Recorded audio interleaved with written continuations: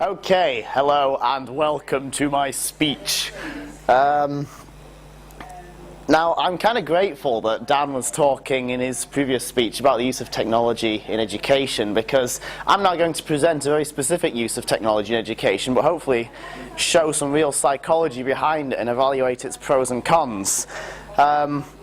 And because he talked about extrinsic and intrinsic motivation as well, we're going to evaluate that in light of this technology. But first I have a question. Are any of you Dutch? Nobody's Dutch. Because it would have been a very real possibility that somebody could have been a participant in this study. But let me start by setting the scene for it first. So, flow is a psychological concept. Now, if you ever wondered, now I wish this picture had shown a bit better, because in the on the computer screen, this guy's playing Angry Birds, and he should be listening to his lecturer. Now, the concept behind flow is it's why the kid plays Angry Birds instead of listening, because he finds so much excitement and so much intrinsic motivation in playing Angry Birds that it satisfies him out of its own merit. He doesn't find the lecturer exciting because he's not getting a kick out of it at the time. He knows that he's working to a token that's coming later on, and therefore, ultimately, it doesn't excite him. He doesn't pay any attention. He knows that he can ultimately try his best to catch up later or whatever, screw his education. So that's how flow works. Flow is the guy playing Angry Birds, and it's governed through a careful balance between skill and challenge. And when you've got the right level of challenge matched to the right level of skill, you get flow. You get Angry Birds. Whereas if your challenge is the wrong level, if you don't have enough skill to match the challenge, or if you have too much skill, you end up with one of the other three boxes, which is anxious, bored, or apathetic. So that's how flow works, and if we can utilize flow in education as it's been used in business, in consumer marketing, and even chess playing, then we can really get something out of our students that they haven't given before, because they're playing Angry Birds. Right, next slide. So, Frequency 1550 is a computer game, but it's not a computer game that you play on your computer. Instead, you've got the equipment here. You've got you've got teams of 4, and they would go to the City Hall in Amsterdam as students, and the teams of 4 would split into 2 teams of 2. Now, 2 of them would be the headquarters team, and they would be based in the City Hall at a computer with internet access and with a special program to play the game on. The city team, on the other hand, would go out into the town with the 2 phones that you see there. Remember, this is like 8 years ago now, back when the N-Gage was cool. They would go out into the town with the 2 phones, and they had a video phone for making contact with headquarters, and they had the N-Gage, which is a game phone, and it had a GPS in it, and it ran the game and gave them the data connection back to the City Hall. And what they had to do was go around the town, and they had to complete different tasks that came into the category of orientation, imagination, and symbolism. Now, the orientation task familiarized them with the part of the town they were in and the historical context behind where they were. Then the imagination activity was to put them into the shoes of people living in 1550 medieval Amsterdam, so that they could have a taste of that life. And finally, the symbolic understanding was the real intellectual task, where they had to, say, look at a church tower and see the symbol on it, and they had to try and not just sort of get a token definition of what it means, but to really touch base with that symbolism. And the way they did this was through communicating with each other, through taking videos, through taking photos, through acting out, and looking things up on the internet. And they really had to communicate with each other in order for it to work. And this game was scored through having to get what they call the 366 days of burgership. Now, burgership is the Dutch word for citizenship. And so they had to... The scoring represented living in the city for a year, which was how you became a citizen of Amsterdam in 1550. So that's how it worked, and these kids got to play on this technology. And now the big question is, did it work? And not just did it work, but Did it harness flow, or did it harness flow in terms of its educative efficacy? So, we had qualitative results and quantitative results. Now, we've got the quantitative results here, or at least a selection of them, and my criticism here is that the measures were not actually valid measures of flow.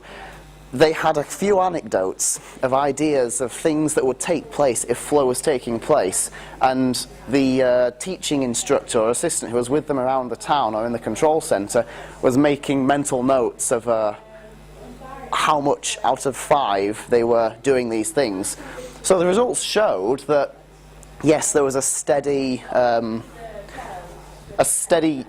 unity or standardisation of their participation. In other words, they were all getting about the same out of it as each other. So in that respect, it was a good generalised study.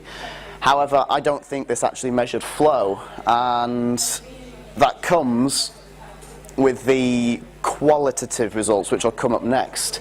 Now, the other thing is that there was no control group. They were comparing these with people, well, with nothing. They were just going, you know, yeah, they did the things that we wanted them to do, so flow, right? You know, it worked. Go on. Now, the qualitative results showed, well, they figured in their interpretation that the students were experiencing flow while they were playing the game, that they were getting engaged like the kid on Angry Birds. At the same time, and this was the real challenge that the study had, because of all the equipment that they were using with the video phone, the N-Gauge, and the computer, what was actually happening was that they were getting so sidetracked with setting up the equipment that the flow was being channeled into playing with the technology and not actually with the learning, and that was represented by the lower educative outcomes, which we'll come to in a second. Now, this was the real clincher for me, though, and I think this is where it really does become just like a game and not an educative program, is that they were chasing the points. They were playing the game to win the game. They weren't playing the game to learn. They recognised that there was a way that they could win the maximum amount of points in the minimum amount of time, and that is what they learnt that day, rather than medieval history of Amsterdam. I'm going to move on. And so that was one of the challenges of the study. However, on the upsides of it, there was a competitive nature, and now the competitive nature was related to them learning about medieval history as opposed to just winning the game. When they were working as a little team, an intra-group relation, they were just bothered about getting the points, and they were bothered about playing with the phone and doing what else they could. But when they started to get with the other teams, now there was no qualitative assessment of this, but the results and the figures showed in the outcome that those students who actually competed with other teams did learn more in the tests that were given to them about the academic content of the course. And so where does that leave us? Well, as I see it, this is a game that was a fantastic game. It was cleverly put together, and the technology behind it for the time was amazing. But it was only a game, and it did harness flow, but it harnessed the wrong type of flow, and that's where it says to me that we need to really apply the KISS principle to our connectivist learning activities. Do you want to go for the next one? And I think that's the real tragedy behind e-learning, that so much of the time our attention and our cognitive abilities are ploughed into actually playing the game and not learning. Which is why I want to spend the last minute or two talking about social media learning, which is obviously what my dissertation project is on, because suddenly we've got a system that you've already learned how to use, because, let's face it, who's not on Facebook? Who doesn't know how to use Google Chrome or work a computer these days? And so you've gotten past that already. Really, when we go on Facebook on an evening, we don't come away saying, man, I managed to log in tonight, it was really good. We come away saying, I saw that picture of so-and-so meeting some stalker somewhere, it was really funny. And it's the same with our learning. It's the same with our learning. When we're using Twitter to produce crowdsourced notes, or whether we're using Facebook to have a discussion, we're taking part in the discussion as opposed to actually figuring out the system. And this is where the flow, in my view, really takes place, where I'm sitting on my blog, well, the other night when I was sitting on my iPad reading a book, and somebody else's blog post that I commented on, they replied, and I just thought instantly, man, oh no you didn't. And I started firing a response back to them, and that was, in my opinion, me entering that state of flow through a simplistic online system. And so that's where I'm going to wrap up for this, and that is my conclusion, that flow works, it's a reality, but we need a simplistic IT system or non-IT based system, as was kind of assessed from before, in order to really capture people with an intrinsic motivation. Thank you. Questions, please. You there. Are you saying that flow is the only way we optimally learn, or are there other avenues to learning?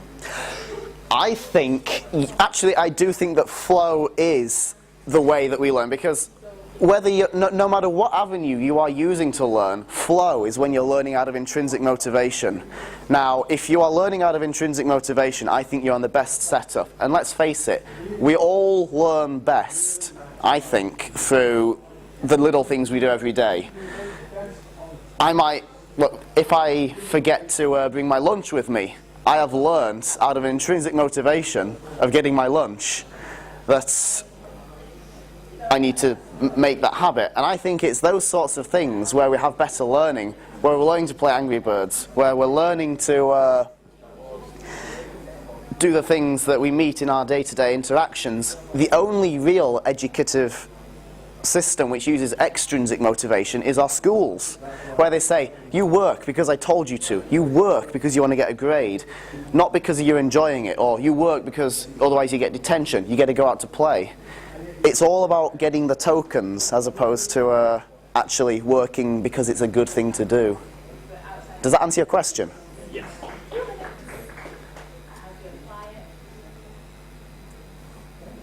Yep. So, how would you increase flow in maybe like younger children who might not have the skills to form online discussions?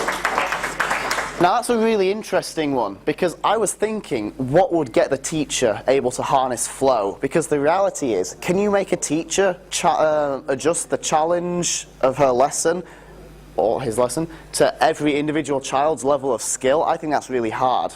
But the one system that I've seen that kind of works with it is Montessori education, where the child is put in what we call like this learning laboratory, also known as a classroom, but where the equipment is set up for them already to just do what suits them. Now, Montessori, its merits are that it does capture flow. The problem with it is that it also teaches kids that nothing else matters than what they wish to do. And so I think we need to take some advice from Montessori on that, but we need to do it in such a way that there's more freedom, but not entire freedom. Wouldn't you say, though, that the purpose of education is for them to excel in their chosen field, for their career, for their life? So is it so bad that they just find that one area in Montessori education to excel in? I personally think that's not bad at all. But it's a democratic and political debate, is that, because on the one hand I would say, great idea, let's take our children at age 10 or 14 or even 5 and 6 and say, right, what are you good at? You're thriving on that. But at that point you have to point them down that career path for the rest of their life. And there's a huge movement to keep it standardised to the oldest age possible, in our case at present 16. Because there's always the argument on the other hand that what if that child was doing well at that point, but had they had a chance to taste it all, they'd have found something better. But at the same time, I agree with you. You've got to take a chance at some point, haven't you? Anybody else? Well, thank you for your questions. I've enjoyed speaking to you, and we'll wrap that up there. Thank you.